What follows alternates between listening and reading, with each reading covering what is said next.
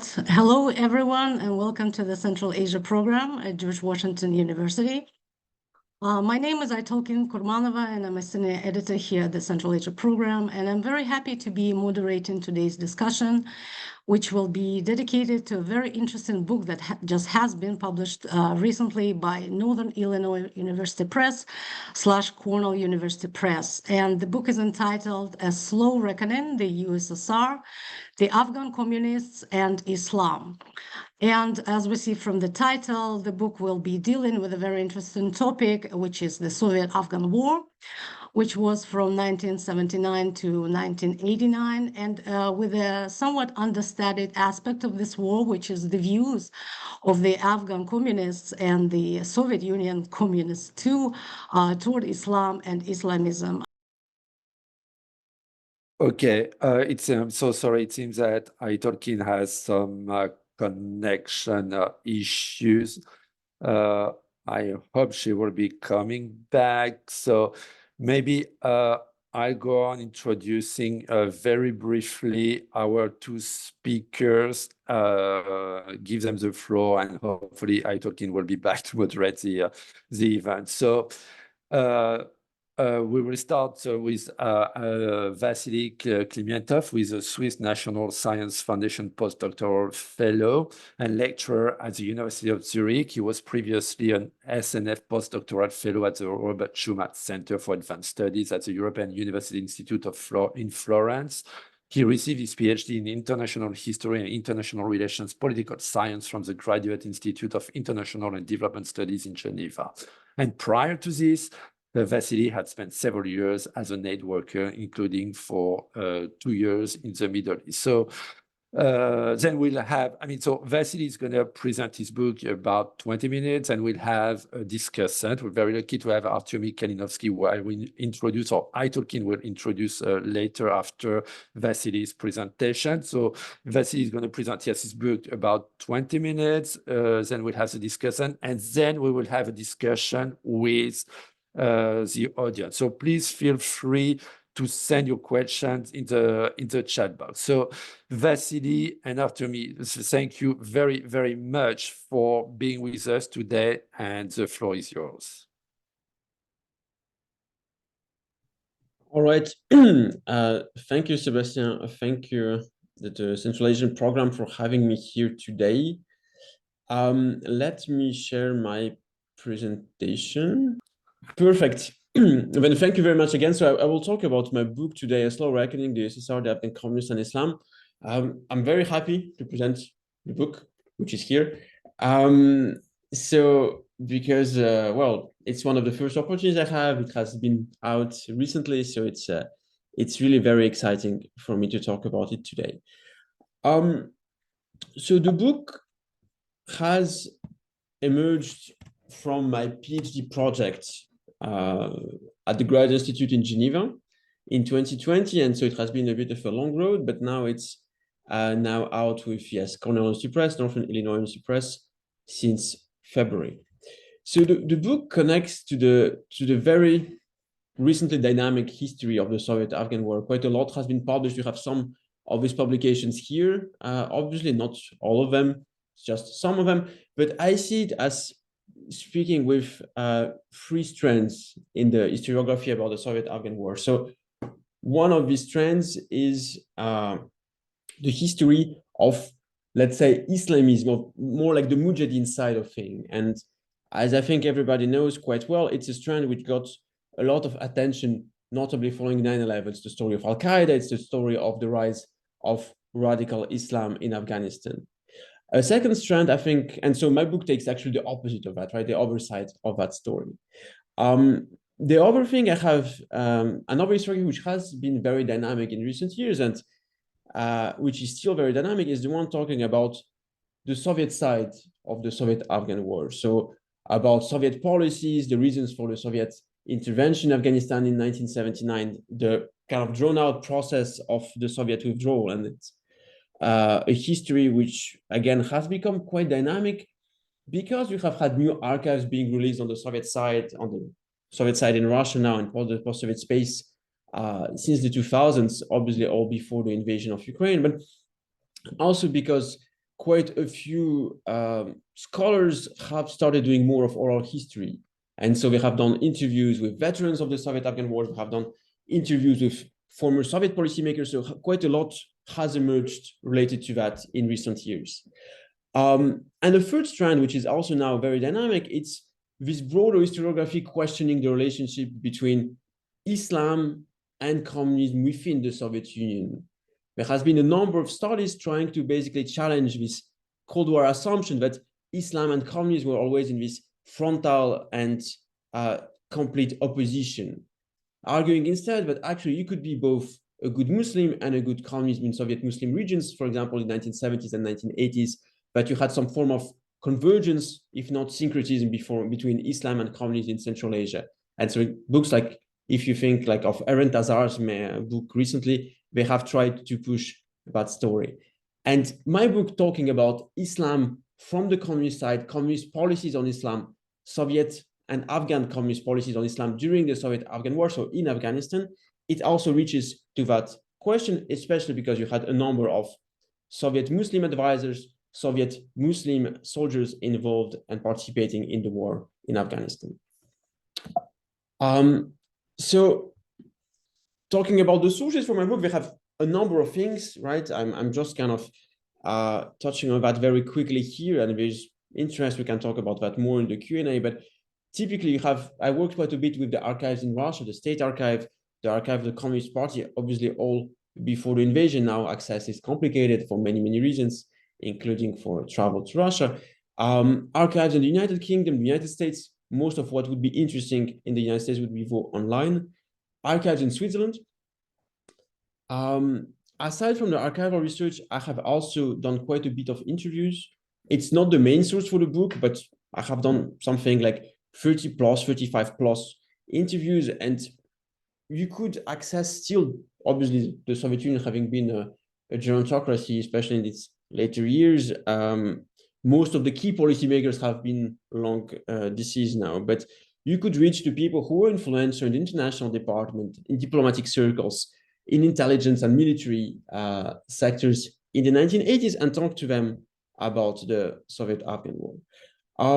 It's also still possible to reach out to some of the Afghan communist policymakers, right? People who were involved, cooperating, allied to the Soviets in the 1980s and have then left Afghanistan to move to Russia, the post-Soviet space, sometimes also Switzerland and Western Europe, right? And you could still find some of these people here. So they are also interesting to talk with them. And then you have other things like other types of documents, memoirs, and so on and so forth. I mean, if you have an interest, you can look at the book for that. So before moving forward, I will just make like a quick summary about the Soviet-Afghan War. I mean, surely most people here know about it, but just to clarify some key things. The last conflict involving the Soviet Union before its collapse, it has led to a massive death toll. The latter is still being contested regarding the number of Afghans who have died in that conflict, but also regarding the number of Soviets. Both numbers are highly contested. I mean, the range for the number of Afghans killed, you can see it here, 600,000 to 1.2 million is enormous. But even for the Soviet side, with 15,000, which you could still often see in the historiography, in all types of publications, let's say, it's still widely contested. Some higher estimates go as far as 40,000. In any case, it's the biggest conflict for, let's say, Moscow, speaking at large, between the Second World War and now the Russian-Ukrainian war since 2022. So the conflict, most of the 1980s, from 79 to 89, really starting with the Soviets intervening in Afghanistan in December 79. It has been, let's say, an archetypical Cold War proxy conflict. On one side, the Soviets fighting together with the Afghan Communists, and on the other side, the Mujahideen, the Afghan Islamic opposition, fighting the Soviets and the Communists with support from the United States, Pakistan, and a range of foreign powers, notably a number of Muslim countries. It's a conflict which is often known for having accelerated, let's say, the Soviet collapse. I mean, some authors have made it the prime reason for the Soviet collapse. It's certainly not the case, but it is a conflict for many reasons. It has contributed to Soviet difficulties in the 1980s. And I mean, if there is interest, I can talk about that later on during the Q&A. It's not the main topic of the book, but it's something which is always worth mentioning, especially because it's such a big part of the Soviet-Afghan War legacy. An important kind of story about the Soviet-Afghan War, and you can see here a map produced at the time by a think tank based in Pakistan, is that the map is from the very, very end of the Soviet-Afghan War, but typically this map would hold true during most of the conflict, where communist forces would hold on to main lines of communication, main roads, a number, if not all, provincial centers, most of the time all provincial centers, Kabul as well, but leave mostly the countryside to the Mujahideen. So all the gray parts, the countryside, would be left to the Mujahideen. The part connecting to China would be held more toughly by the communist side. So now moving kind of to the book itself, the book is structured in 6 chapters and it goes mostly chronologically, discussing this kind of long story of how was Islam important. Let's say, how were the communist policies and attitudes toward Islam important to understanding the Soviet nation building and reformist project in Afghanistan? And the main claim I make is that a lot has been written about Soviet development policies, Soviet military operations, but basically this part of studying how did the communists work with Islam, what do we think about Islam in Afghanistan during the 1980s, it hasn't been studied at all so far. And in fact, it is very much a litmus test. It's a paradigmatic example explaining like why did they fail. If you study the relationship to Islam, you very quickly understand why did the communist project fail so awfully, so horribly in Afghanistan, leading to so many deaths and destruction.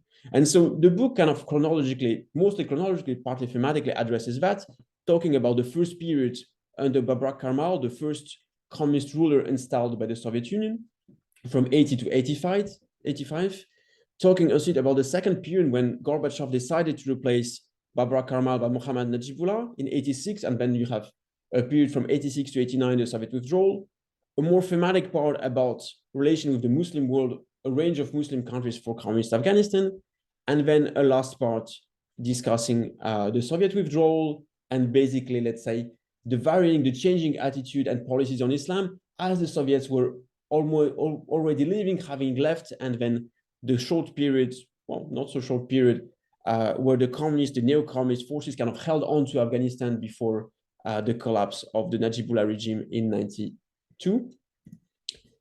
Some of the key themes I talk about in the book, this is obviously only a selection, right? I mean, I cannot cover everything here, but I think some of the things I try to emphasize is this competition between ideology and pragmatism, talking about how Soviet policymaking at the level of Moscow, sometimes also in Afghanistan, was always torn between a more ideological approach by trying to spread the word of Marxist-Leninism, of trying to impose this Marxist-Leninism system and mechanism, and a more pragmatic approach, geopolitical struggle, military considerations, and so on. Another key topic is about adaptability to the context, the question of can the communism experiment, can the communist policies based on the Soviet model, based on the Central Asian Soviet model to be more precise, could be basically exported to Afghanistan without any kind of changes? Could you just basically mimic the policies which had been done in the Soviet Union beforehand and put them in Afghanistan without adapting anything to the Afghan context? This was a very high belief to some of the more hardliner ideological people you would find in the Soviet Union in the 80s and late 70s. Another big topic in the book is the agency of local actors, especially the agency of Afghans. I mean, it's part of this broader new Cold War historiography about giving more importance to the agency and reassessing the agency of local actors, stopping to see the Cold War as mostly this bilateral struggle where you have the United States and the Soviet Union acting as some kind of master puppeteers and having basically all being omnipotent and omniscient in how they handle local affairs. This is certainly not the case. And as I show in the book, local actors, local Afghans would have massive agency in orienting policies, Soviet policies, in actually pushing their own agendas throughout the conflict. The same would be true on the Mujahideen side in dealing with Pakistan and the United States, but that's another story. And a final point I'm trying to make in the book, and I make in the book, is about the fragmentation of decision-making, right? Of being very careful not to see decision-making as very unified, well-structured, where decisions made in Moscow would be very quickly passed on to the lower level and then implemented without modification. In reality, that's not how things are done. You have a very fragmented decision-making where people are making decisions when they go through several layers of other decision makers, other officials, and things get distorted in the process. And then they're again renegotiated as they're implemented together with the Afghans taking also what they want from Soviet policies. Likewise, for information, how information circulates between Afghanistan and Moscow, within Afghanistan, you have so many different people involved, so many people producing information, making decisions, and you have this cacophony of both discourses and policies. And so that's why analyzing and trying to study these policies in Islam, but also on other topics, is so complicated. I'm making two main arguments in the book. I'm going to go quite shortly on that. One of them is that very much when they intervened in 79, I mean, I have a whole chapter about how the Soviets came to intervene in Afghanistan, the role of Islam or the Islamist threat into that. If there's interest, I can talk to that in the Q&A. But when the Soviets arrived in December 79 and then in 1980 and so on, they have a belief in ideology. They're very much driven by ideology in the sense that they really believe that they will be able to remake Afghanistan if not in their image, but really make it as a showcase of how the communist development project can work in a full war country, basically. There's a widespread understanding, and I'm putting this word in air quotes, right? But everybody talks about it. Okay, well, actually, Afghanistan is very backward, but if we make it work in Afghanistan, we can make it work anywhere. So it's going to be the showcase of the communist development project. And so this idea that you could really remake Afghanistan from scratch, disregarding context, disregarding Islam, disregarding local traditions, but you really just will mimic and impose Soviet policy, industrialization, land reform, education, electrification, health care, and so on, that this could be just transposed almost without modification to Afghanistan. In that context, there is very long a disregard for Islam.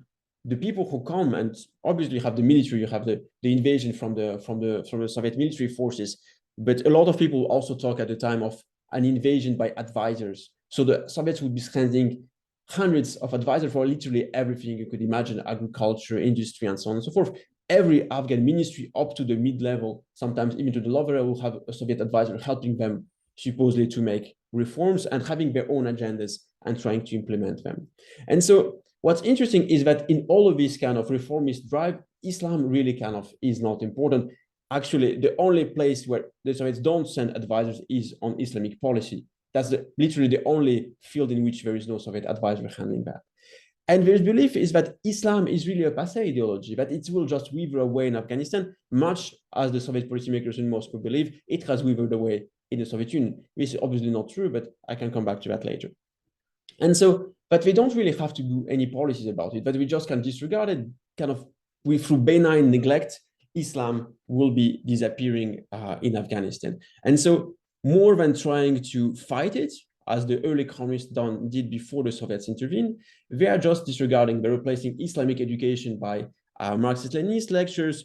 The Afghan communist officials don't make it important to follow Ramadan, they don't follow Islamic rituals in general. None of them can actually say out loud that they are Muslims, and so on and so forth. So they just disregard Islam, thinking that, and that's the Soviet idea, that by providing Afghans with the benefits of progress, electrification, healthcare, but they will be basically, they will gain support to the communist reformist project and give away traditions and Islam. The second main argument I make in the book is about Islamism and the Soviet relation to Islamism as an ideology. And the key thing here is that there wasn't much interest in that on the Soviet side. There has never been much of a concern about an, let's say, Islamist threat coming from Afghanistan for the Soviet Union. And it's very counterintuitive, because now a lot of people would think that actually this was first a main driver for the intervention and then a main concern throughout the conflict. Well, it wasn't. The belief was in line with the attitudes toward Islam in Afghanistan. The belief was that Islamism was not really a threat for the Soviet Union, because progressive Soviet Muslims would really not be at risk of conversion to Islamism. But unless Islamism is supported by foreign forces trying to push it into the Soviet Union, to Central Asia, typically, the Soviets had really nothing to fear. Only very, very late in the war, 87, 88, does this belief change a bit, but really not that much. People around Gorbachev, they still firmly believe that Islamism is not that much of a problem.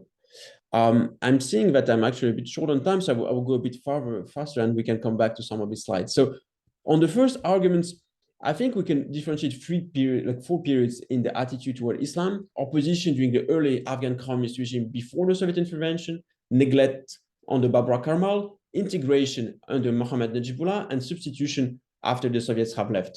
The idea being that only as the Soviets are on their way out is Islam given some kind of importance in the project.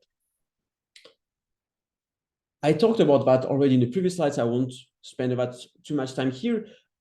Maybe one of the interesting aspects, and again, we can come back to that in the Q&A, is how this Soviet reformist project, this belief that by providing Afghans with the benefits of, let's say, modernity, of progress, of, as I said, electrification, healthcare, and so on, would they be able to gain automatic support, and how this is similar to the US reformist nation building project in Afghanistan in the 2000s. There are very clear similarities, and I'm not like, there have been some research into that, certainly not enough, but thinking that just by giving people the benefits of modernity, they would automatically support you and really abandon their traditions and religion and so on and so forth, and just convert to your values. Very slow realization that this is not working. It will really take the Soviets 6 years and Gorbachev's arrival to change paradigm and think that, well, communism and this massive investment into industrialization, roads, and so on, infrastructure is not gaining them any supporters in Afghanistan. On the Islamism side of things, let me just say a couple of things which I think are quite interesting. So this rise of the importance of Islamism, what's really fascinating in that story is that it happens only very late.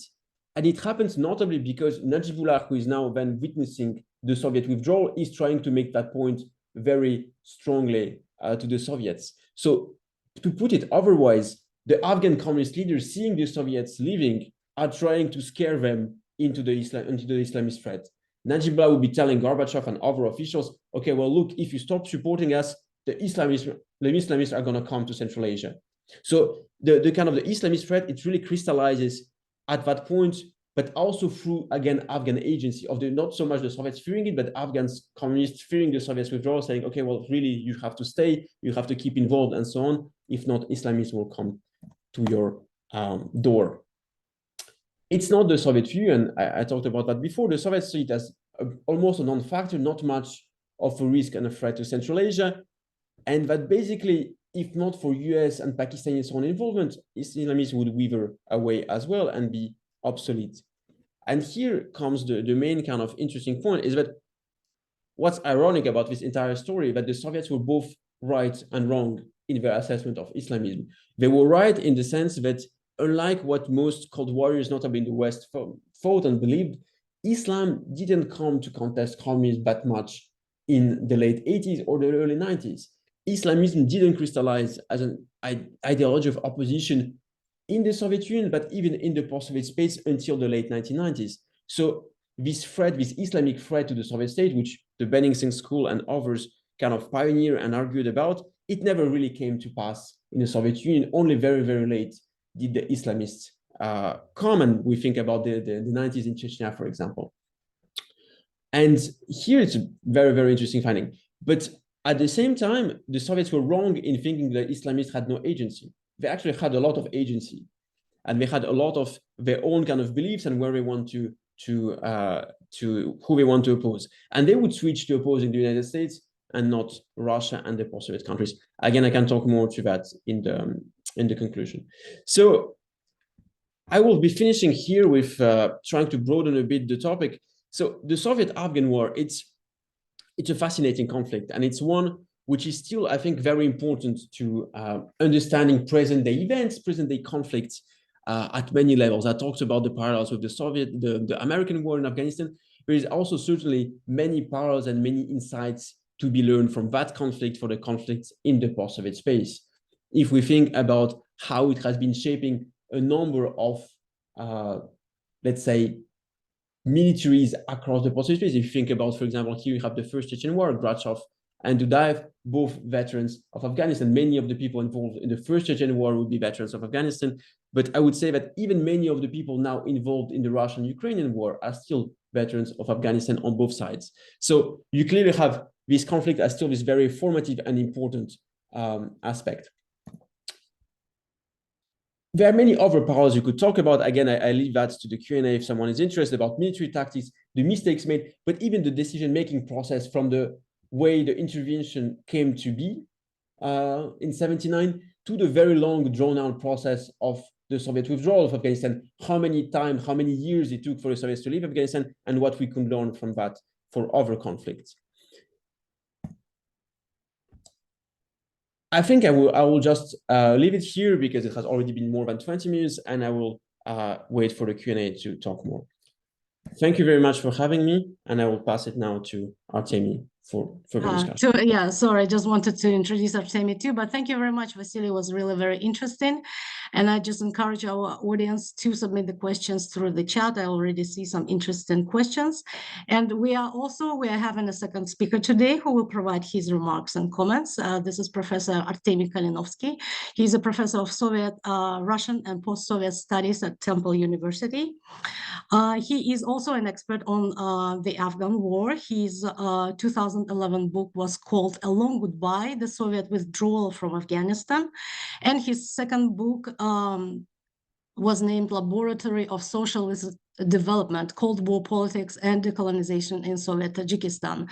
And Professor Klimentov is currently working on a project that studies the legacies of Soviet development in contemporary Central Asia to examine entanglements between socialist and capitalist development approaches in the late 20th century. So Professor Klimentov, unfortunately, will have to leave a little bit early, but if you have any questions for him, maybe we'll still have some time to discuss them. So Artemi, the floor is yours. Okay, well, thank you so much. Yes, I'll have to go a bit early because I teach across campus. With an in-person event, you can just cancel classes and say you're out of town, but with a remote event, you actually have to show up for work. So I'm really pleased to be able to say a few words about Vassily's excellent book. I've seen this project at several stages, and it was great seeing it come together. For those of you who haven't picked it up yet, I really suggest you do so. When I was rereading it in preparation for this talk, I noticed that it begins with a fascinating and kind of grim detail, reflecting a coincidence the author could not have foreseen. And that is that in February 2019, the 30th anniversary of the Soviet withdrawal from Afghanistan was marked with an event at Crocus City Hall. I ended up going and finding the YouTube kind of clip of this. It's a very grand, kind of gaudy affair. The former chief of the general staff, Moiseyev, speaks. And it's interesting also because it reflects a kind of reevaluation of the war that has taken place in Russia over the last less than a decade, right? We've gone through this period where it was kind of generally accepted and understood that the Soviet intervention had been a mistake for various reasons. And since I would say around 2017, we've seen this reevaluation where it's kind of been re-recognized as a necessary move to protect Soviet / and often Russian, and this is what I found quite interesting in the quote that Vassily uses in the book from Moiseyev, that it was a defense of Russian national interests, right? So the Soviet Union was ultimately right to intervene in Afghanistan. And it struck me, even watching the fallout over the last few weeks, how Russian elites, and they're not unlike those of other superpowers or colonial powers, are able to convince themselves that they figured out some place for some political dynamic, only to flail when confronted with evidence that perhaps this is not the case. So how does Vassily's book help us kind of make sense of this? And I should say, of course, that as with any work of history, its value is not solely or even primarily what it helps us understand about the present, although I think Vassily's book certainly does that, but rather that it helps us better understand the past. But despite the steady stream of books that have appeared that have reevaluated this conflict from many angles. And just in the last few years, we've had books, excellent books from Elizabeth Leak, Robert Rakov on U.S.-Afghanistan relations, not so much in the conflict. Of course, Yakov Roy's book and others. There hasn't really been an examination of the Soviet approach to Islam in Afghanistan. And this is something that Vassily's book does quite well.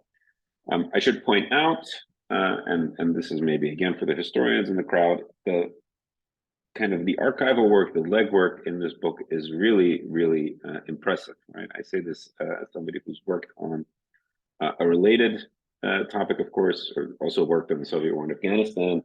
And I felt at the time like I'd done a pretty thorough job. But there were things that I found in Vassily's footnotes in terms of the things he found in the archives, the creative approach he kind of took to finding material, the thoroughness within which he found materials from literature and private collections, and oral history as well is really impressive. And I think a lot of the kind of empirical novelty in this book is thanks to that kind of hard work. And it allows him to kind of explore questions on different scales, right? So looking at decision makers in Moscow, but also looking at what's going on the ground with advisors, with military personnel, with intelligence operatives. And despite, you know, the obvious limitation of these sources in the sense that they're mostly from the Soviet side, he actually does, as he said in his presentation here, try to give voice also, of course, to the people that they're interacting with, and shows, I think, convincingly again, how it is often very much the Afghan communists who are pushing this idea of an Islamist threat.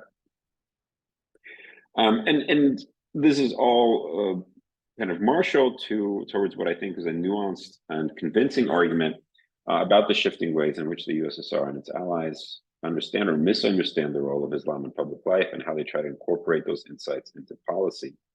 When I was doing my own research on the war, I was always struck by the way that Soviet experts and policymakers tried to make sense of the resistance they were facing, because it challenged their way of understanding the world. Vassily just spoke about this quite eloquently.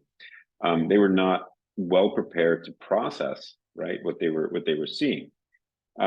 True, there were some experts in Soviet policymaking going back to the 60s who'd noted the way that Islam can become a locus for popular anti-capitalist resistance.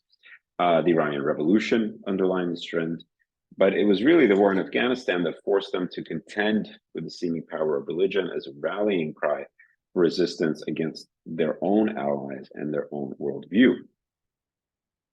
At the same time as the book and Vassily's other publications show, Soviet officials were not above either overemphasizing the role of religion in the Afghan resistance, unable or unwilling to think about how other factors might be contributing, or often were very clumsy, and I think this is something Vassily's work shows very well, in how they try to operationalize that knowledge. And I think if one thing I could kind of push Vassily on a little bit more is actually to talk about evaluating Islam alongside other factors, you know, not least of which is actually the resistance that's sparked not just by the communist revolution and the communist government, by the Soviet resistance, the Soviet intervention itself, the presence of Soviet troops, what they're actually doing in the country, right, their actual military activities, and so on. But considering our ongoing interests in the Soviet intervention and its consequences, the analogous problems that the US faced in its own counterinsurgency wars over the last 20 years, the fact that, of course, problems related to Afghanistan aren't going anywhere, I think there's a kind of clear interest for this book. I encourage you to read it, as well as some of the other articles that Vassily's been publishing on Russia and Chechnya in the 1990s, which I think offers really an interesting and original take on that conflict. So thanks again for sharing this book, and I hope you have a good discussion while I'm running over to class. Thank you very much, Artemy. Thanks a lot. And sorry that we cannot have a longer discussion. But I do have some interesting questions here. So if you maybe have time to comment. So the first question is from our audience, actually two questions. So how do we explain that the Soviets maintained the border with Afghanistan totally sealed between 1936 and 1991 if the Soviets were indifferent towards Islamist threat or negative influences coming from Afghanistan? And the second question from the same person is, do you explore the role of Soviet Persian speakers in the relations between the USSR and Afghanistan? Thank you. I guess this is a question for Vassily, but if you have to comment too. Do we have Vassily though? Yeah. So I'm Okay. happy to answer. I'll try to make the answers quickly, so I don't we have a bit of time. So on the first question, the border was never totally sealed, right? So there were some penetration, notably in the later part of the war, from the Islamist kind of, let's say, some of the Mujahideen Islamist groups operating from Afghanistan managed to conduct attacks in Soviet Central Asia after 86, 87. But this was, to be fair, minimal. But in general, the Soviets kind of sealed that border as they considered it sensitive, but they were not really concerned, let's say, so much about Islam. They were concerned. There were also a time when the border wasn't sealed, when they allowed some contacts in the, I think, in the 70s. But so they sealed the border after the Basmachi. So the kind of the revolts you had in Central Asia at the time of the civil war, from the 20s to, let's say, the 30s, with some outbursts up to almost the Second World War. And then you had a number of people then living to Afghanistan from Central Asia.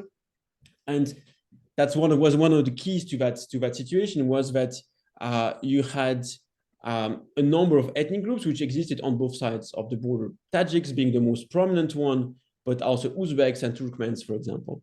So there was some concern on the Soviet side that you would have some kind of nationalist sentiments, but you had pressure on that. It was never really about Islamism, let's say, or Islam as a religion. There was more concern on this kind of nationalist basis that you could have some interpenetration and some troubles in can I say, Soviet Central Asia, as you had during the Basmachi time. But even that was a bit relaxed. I mean, the Soviets allowed some of the families to travel across the border after the 60s. I think 60s, 70s, there was some contacts, and then they sealed it again in the 70s as the Afghan War existed.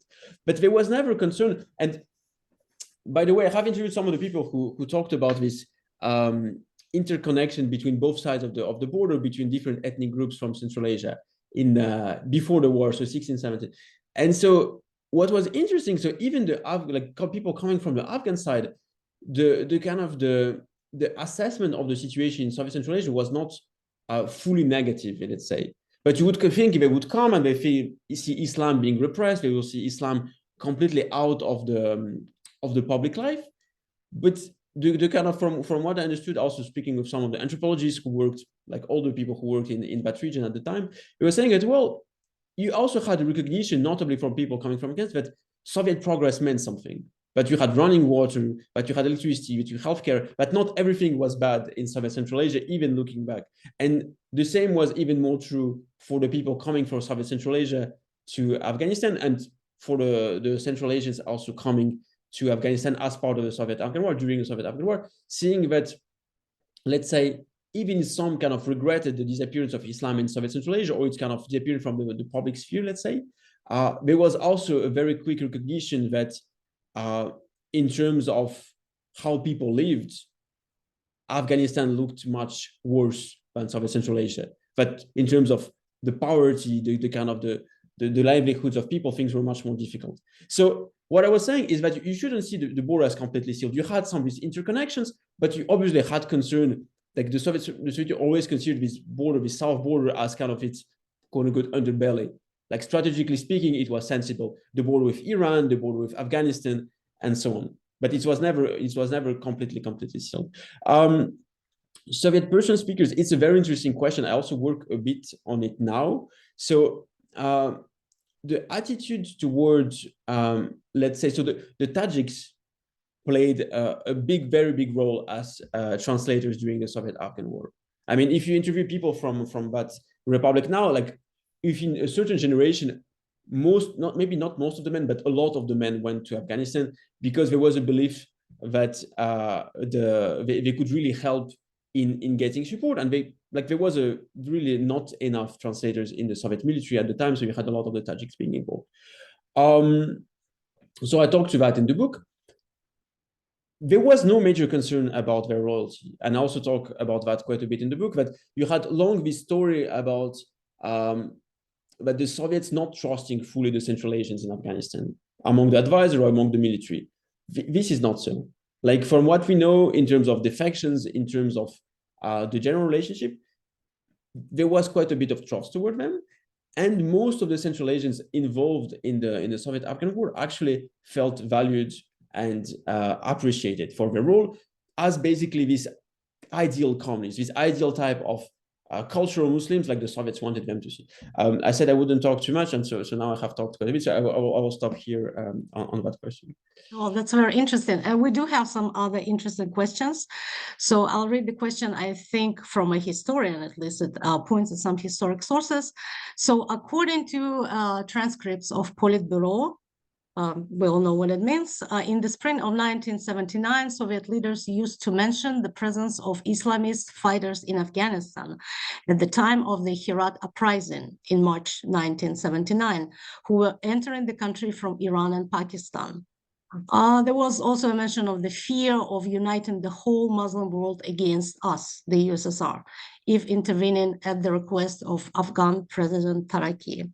So were these considerations still overlooked when the Soviet Union made the decision to intervene?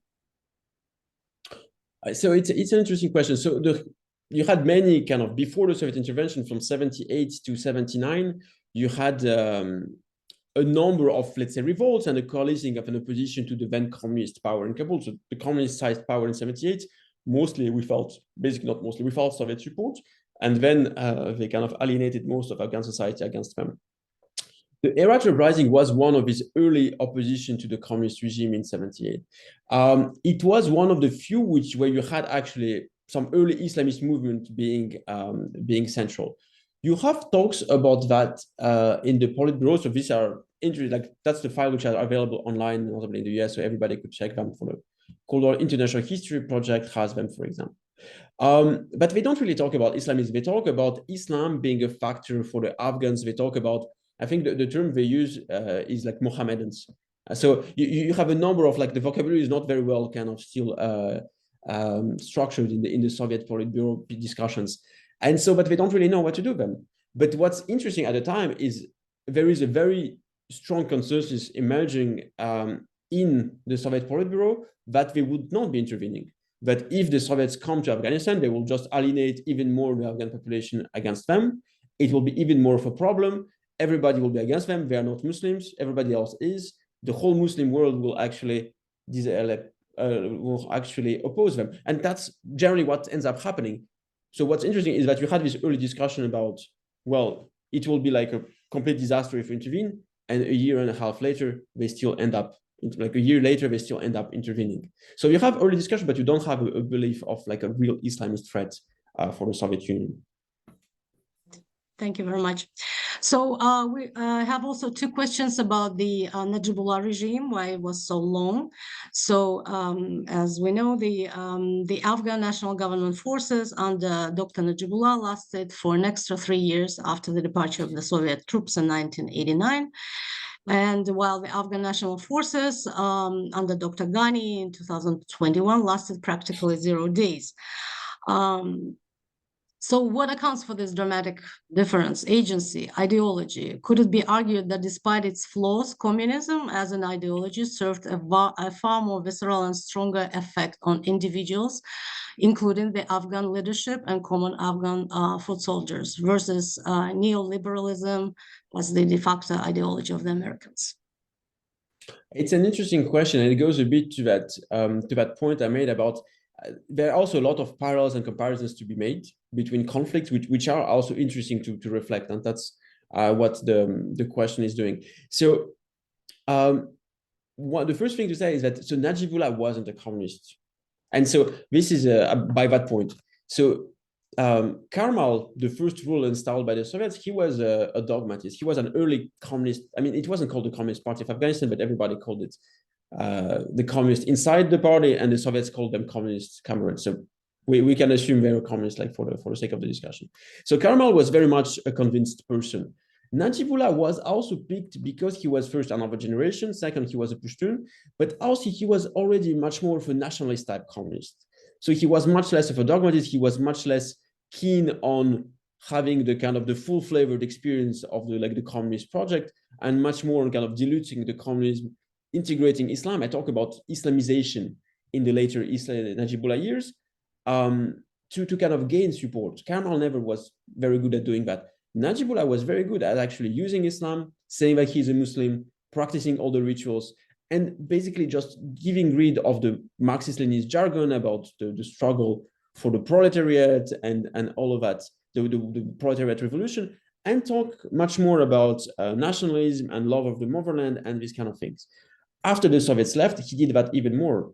After the Soviets left, he changed the name of even before, like he changed the name of the country, he changed the name of the party, he made Islam one of the core, he made a new constitution with Islam being one of the core principles of new Afghanistan, and he blamed all the problems on the Soviets. So he said, I'm not a communist anymore, all the problems we have, it's because of the Soviets, and so on. At the same time, he has still had contacts with the Soviets and asked them for support, but for the sake of practicality in Afghanistan, he actually adopted a completely Islamic nationalist platform.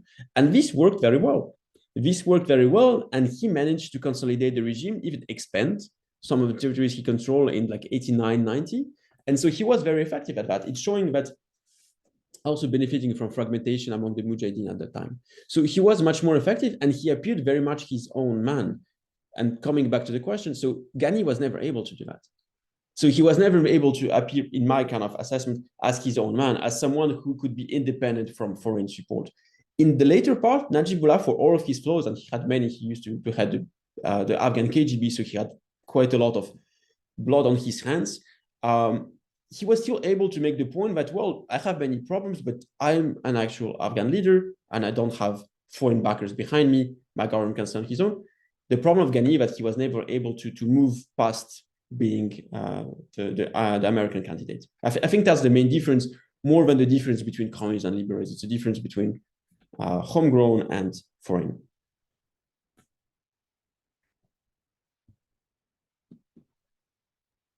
Thank you very much. There is just one new question about, so the person says, it's an interesting discussion. I agree on your analysis of Najibullah. Does your book also look at the homegrown Maoist groups in Afghanistan and whether you see any historical legacy of their work?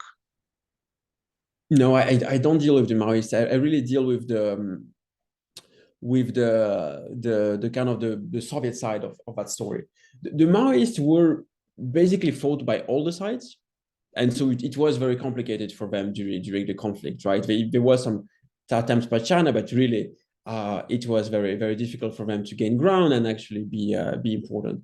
But it also speaks to one of the problems that the communists had throughout the war, which kind of Maoist touches upon, is that we talk about the communists of Afghanistan, but the communists were extremely fragmented. We often hear about the fragmentation of the Mujahideen, right? You had so many parties, they were fighting all the time in Pakistan.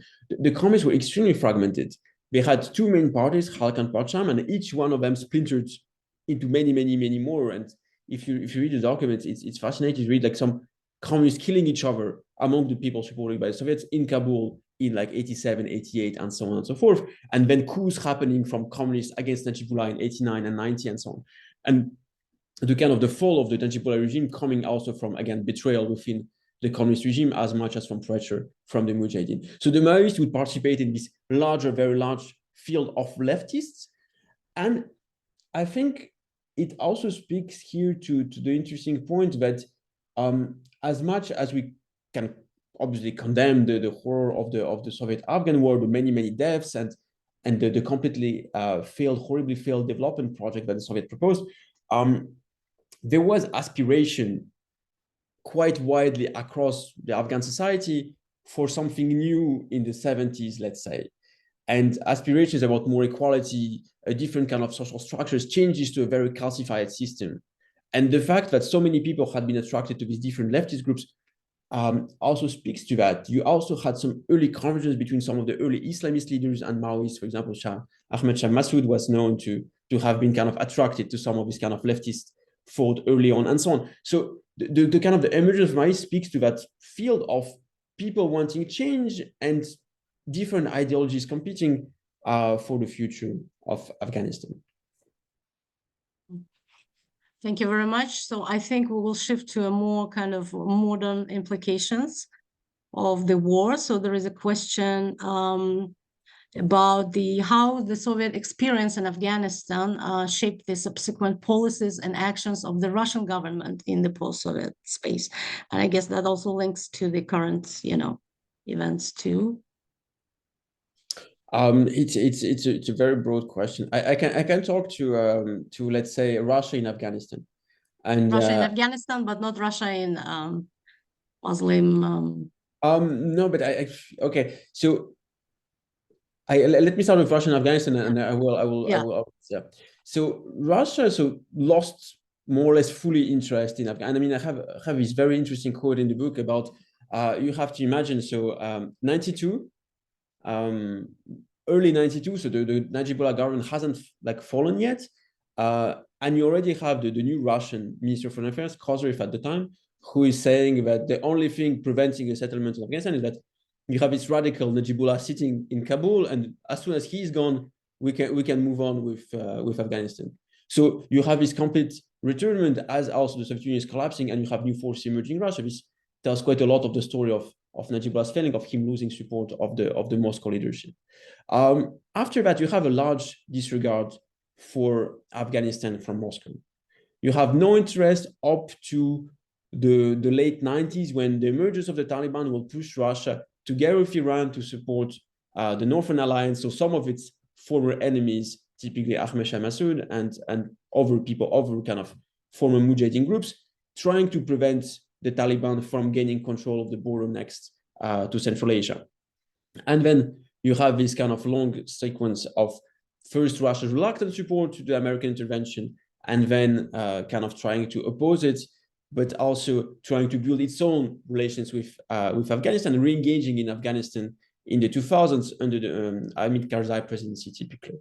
And at the time, and that's what our team spoke about previously in his discussion, is that you have, so the Afghan war was very negatively seen in Russia and most of the post-Soviet space in the 90s, early 2000s. This starts changing in the late 2000s as the argument is being made that, well, but also the Soviet Union built a lot of infrastructure, there was a development project, and so Russia will try to use that to build ties with Afghanistan. It will work a bit, but to a limited extent, but because Russia will never have much interest or capacity to invest in the development of Afghanistan. And if you don't want to invest in infrastructure, especially still with the Americans still there, then kind of it becomes a lot of declaratory remarks.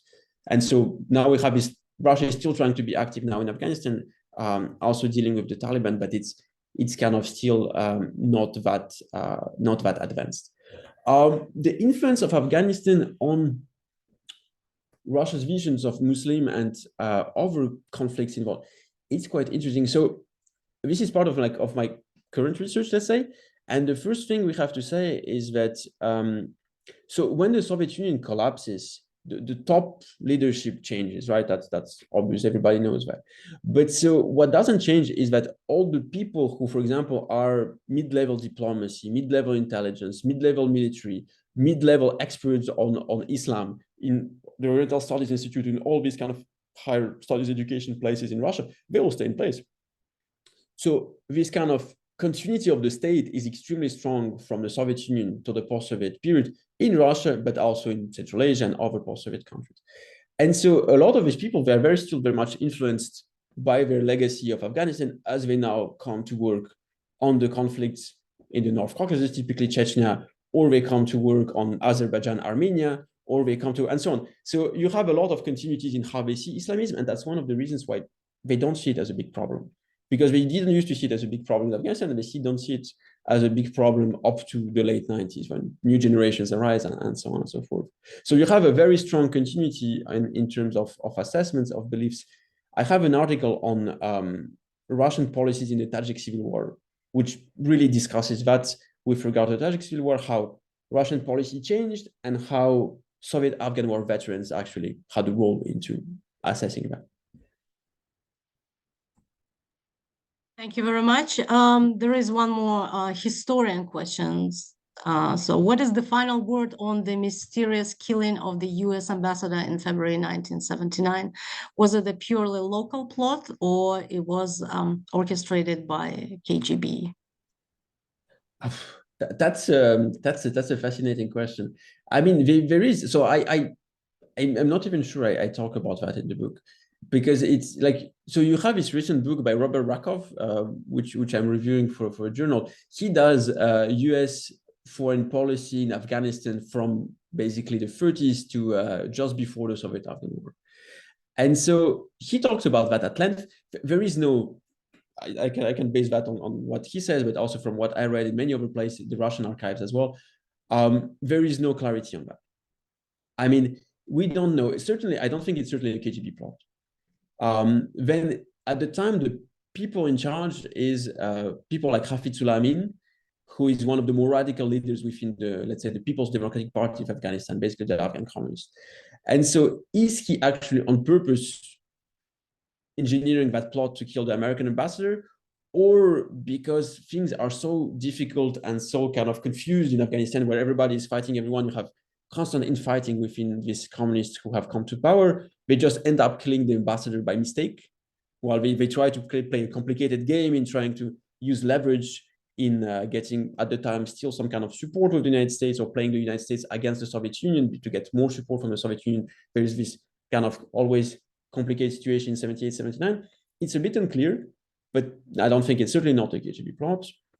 Is it on purpose by the Afghan communists, or is just because of the complete disarray in which the country is, and so they just botch the situation? That's also possible. Thank you very much. Very interesting. So I think I'll read the last two questions for today from the same person. So one question, I think you also touched upon how the Islamic resistance movement was different, but he asks what were political and strategic differences within the Islamic resistance movement, and have those differences changed over time? And the other question from the same person, I don't know if you deal with this, but do you have any thoughts about the proliferation of Islam in Central Asia today? Again, probably we think about it more because of the Crocus attacks, but in any case, I don't know if you want to address that. Yeah, I can say a few words. I won't say too much because it's just like broad questions, so there will be a lot of talk. The first one about the fragmentation of the Mujahideen, I think this has been discussed a lot, right? You had mostly two camps, one which say traditional Islam, Sufi, whatever you call it, and one which would be more Islamist. And the more Islamist would be the one which would be given priority support by Pakistan, first of all, because it was in their interest, and by the United States through Pakistan. And then we have this long story of how Al-Qaeda would be emerging from among these people, and how, like, when we say fragmentation, actually they would be fighting each other. By the end of the war, you would have extensive fighting between different groups of the Afghan opposition. If you think about Masoud's group fighting extensively with Hekmatyar's groups, so Masoud mostly in the Panjshir, and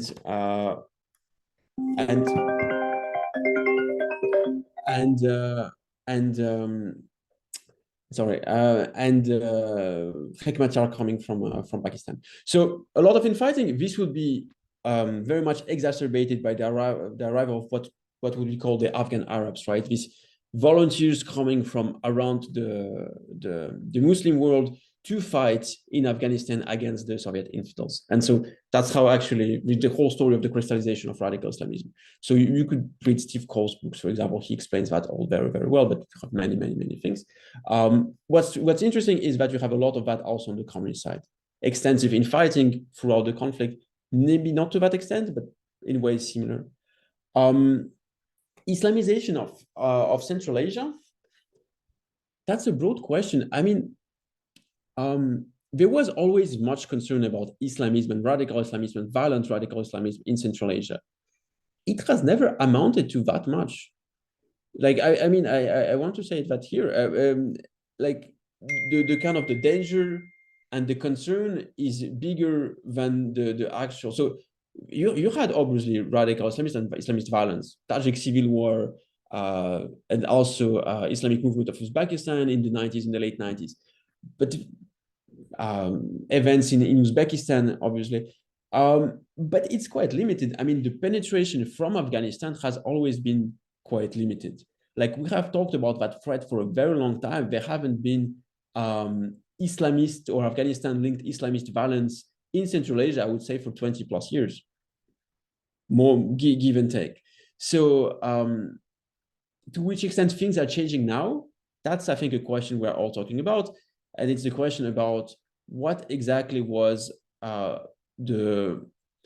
let's say, what level of penetration the Islamic State of Afghanistan, the Khorasan Islamic State, has in Tajikistan, and the links they have with the attack on Crocus City Hall.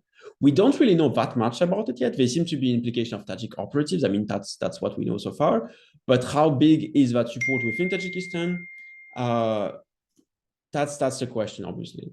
And so I think that's what we're all monitoring. That's all everybody is trying to gauge right now. But I just want to say that we should not kind of overemphasize that threat, because sometimes it gets a bit overemphasized. Typically, the Taliban never had an interest in kind of spreading towards Central Asia. They're typically a Pushtun movement, and yeah.